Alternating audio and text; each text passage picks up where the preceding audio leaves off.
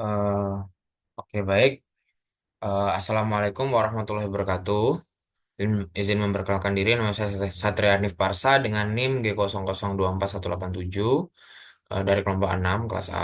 Pada kesempatan kali ini saya akan memaparkan eh, suatu soalan tentang anatomi vertebrae dan regiodorsum untuk inhal dari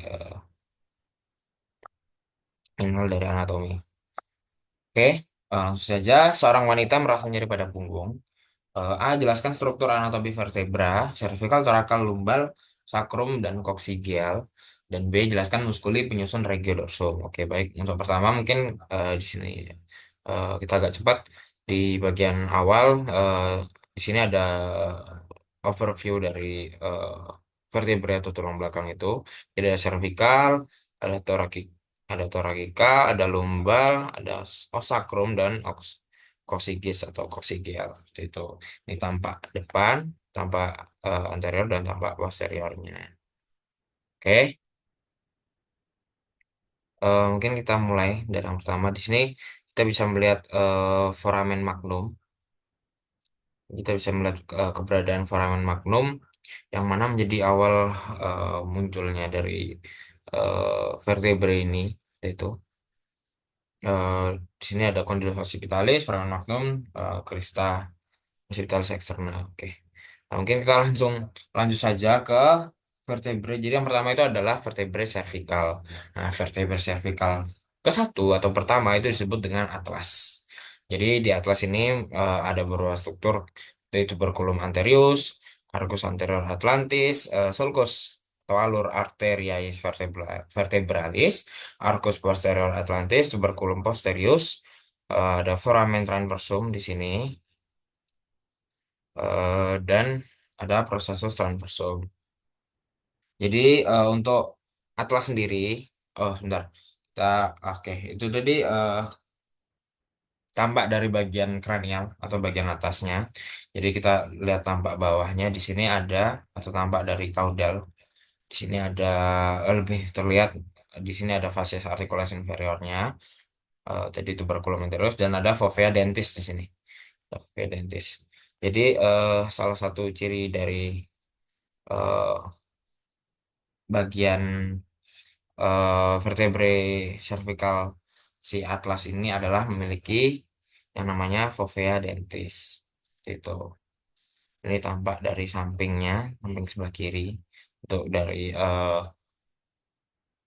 vertebrae cervical pertama atau atlas tadi.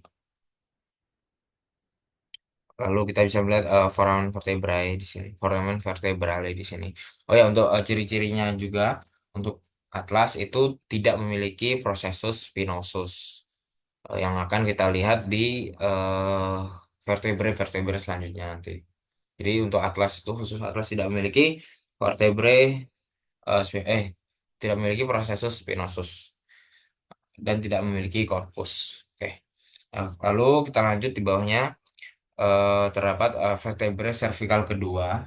Nah, untuk yang pertama itu dinamakan atlas, maka yang kedua dinamakan aksis. Nah, di sini kita bisa melihat ada dens axis, apex dentis, facies articularis anterior, processus articularis superior, tuberculum anterior, tuberculum posterior, jadi depan belakang ya. Lalu ada di sini udah mulai ada processus spinosus. Lalu ada corpusnya juga, ada corpus vertebrae, ada processus transversus. Ini tampak dari ventral, ini tampak dari dorsal Oke. Ini untuk aksis atau vertebrae cervical kedua. Nah, ciri-cirinya itu tadi memiliki dens atau processus odontoideus, terus ada processus spinosus dan yang kuat dan bifida seperti itu. Lalu kita lanjut ke vertebrae cervicalis yang tipikal. Jadi setelah yang ke satu dan kedua, untuk vertebrae cervical yang 3 sampai ke 6 itu dia tipikal atau kasarnya sama bentuknya seperti itu. Nah, jadi ciri-cirinya adalah memiliki proses transversusnya itu memiliki foramen transversarium yang dilewati oleh arteri vena vertebralis. Lalu ada korpus kecil dan lebar. Lalu juga ada spina kecil dan bifida dan foramen vertebralenya besar berbentuk segitiga. Ini foramen vertebrale. Jadi suatu contoh atau ciri dari yang tipikal itu foramen vertebrale bentuk segitiga. Lalu di ujung atau di prominent, di bagian prominent atau di bagian terakhir itu terdapat jadi ini vertebra cervical ke-7 itu ciri-cirinya adalah proses spinososnya itu paling menonjol, dia paling besar, paling menonjol. Lalu proses transversarium paling besar, tapi foramennya kecil. Jadi foramennya, tapi proses transversariumnya itu besar, gitu. Itu untuk yang ke-7 atau yang prominent. Oh ya, untuk yang tadi foramennya tuh hanya dilewati oleh vena vertebralis saja. Ini mungkin untuk gambarannya dari vertebrae cervicalis 2 sampai 7 berarti dari aksis sampai yang prominent tadi yang terakhir. Ini yang jadi ini atlas, ini lebih lengkap lagi bagian atlas. Lalu di bawahnya ada aksis. Ini yang tadi dan aksisnya itu. Lalu di sini terlihat sekali proses spinosusnya itu paling menonjol. Oke, mungkin kita lanjut ke vertebrae thoracica. Vertebrae thoracica di sini memiliki beberapa ciri-ciri yaitu korpus berbentuk seperti jantung, foramen vertebrali kecil dan bulat. Ini foramennya kecil dan bulat. Lalu proses spinosus panjang dan miring ke bawah. Jadi ini proses spinosus di sini itu dia lebih panjang dan bentuknya itu miring ke bawah. Dia panjang dan miring ke bawah. Itu untuk proses spinosusnya dari vertebrae thoracica. Khusus untuk vertebrae thoracica ke 12 proses transversusnya terbagi menjadi tiga tonjolan. Jadi di sini ini adalah gambar dari vertebrae thoracica ke 12 terbagi menjadi tiga tonjolan. Yang pertama itu ada tuberculum superior atau processus mammillaris ini, lalu tuberculum inferior atau processus accessorius dan tuberculum lateralis seperti itu. Ini tuh jadi ini yang ke-10 ini yang ke-12. Ini untuk gambaran dari vertebrae thoracica tadi. Mungkin kita lanjut ke vertebrae lumbal. Vertebrae lumbal itu beberapa ciri-cirinya adalah korpusnya itu besar dan seperti ginjal. Ini bagian korpusnya itu besar dan seperti ginjal, lalu tidak memiliki foramen transversarium. Jadi untuk di vertebrae lumbal itu sudah tidak memiliki foramen transversarium. Foramina vertebrae-nya, foramina vertebrae-nya seperti segitiga. Foramen vertebrae-nya seperti segitiga. Jadi mirip sama yang tadi tipikal dari vertebrae cervical tadi. Lalu pediculus kuat, lamina tebal, khusus vertebrae lumbal kelima itu memiliki proses spinosus kecil. Bagian ventral corpus lebih rendah dari bagian dorsal dan kadang melekat pada sakrum yang akan kita lihat setelah ini. Jadi pada vertebrae lumbal kelima itu juga terdapat pelekatan dari ligamen iliolumbale. Oke, kita lanjut saja langsung ke os sakrum. Jadi os sakrum ini adalah bagian dorsal dan bagian jadi ada bagian belakang dorsal dan bagian facies pelvina. Ya, menghadap ke depan. Jadi menghadap ke pelvis. Gitu. Mungkin yang dorsal dulu. Ini di sini kita bisa melihat beberapa eh, tonjolan-tonjolan, banyak sekali tonjolan. Ada tuberositas osis sacri. Ini adalah tonjolan kasar. Terus ada banyak krista. Di krista itu tonjolan yang agak tajam atau runcing seperti itu. Krista sacralis lateralis, krista sacralis medialis, krista sacralis mediana yang di tengah. Terus ada facies auricularis, processus auricular superior, canalis. Ya, ada canalis sacralis. Lalu ada apex facies sacri. Mungkin itu. Lalu kita pindah ke yang fascias pelvina. Fascias pelvina di sini ya kita bisa melihat ada foramina. Kenapa namanya foramina? Karena banyak. Kalau hanya satu itu foramen.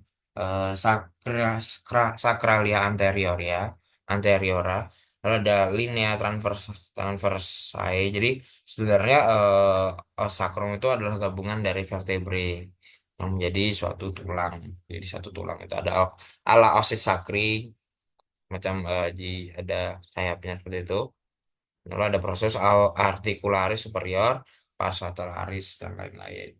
Ini apa sosis aktif.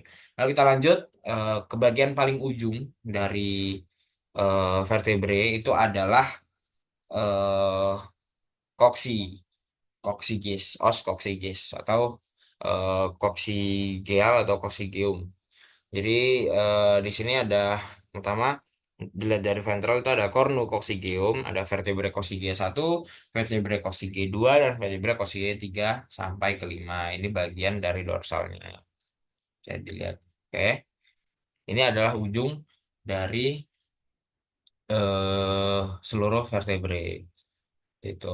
Oke, mungkin kita lanjut ke bagian selanjutnya. Yang ditanyakan adalah regiodorsum. Jadi mungkin saya akan membahas beberapa otot yang umum dibicarakan, umum disebutkan apabila kita membahas tentang regiodorsum. Yang pertama tentu adalah musculus trapezius. Ini musculus trapezius ini sangat terlihat.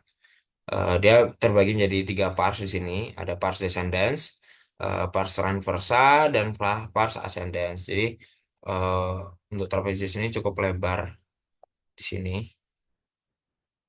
Ini adalah musculus trapezius. Mungkin di sini ada deltoid. Cuman kita tidak terlalu membahas ke sana. Jadi untuk di bagian dorsum sendiri ada trapezius. Lalu ada teres mayor. Di sini ada teres mayor dan ada teres minor juga di bawahnya. Baliknya. Lalu ada infraspinatus, ada supraspinatus tertutup oleh trapeziusnya. Lalu ada rhomboideus mayor di sini. Rhomboideus mayor dan yang sangat terlihat karena sangat besar ukurannya itu adalah musculus latissimus dorsi. Ini adalah musculus latissimus dorsi. Itu.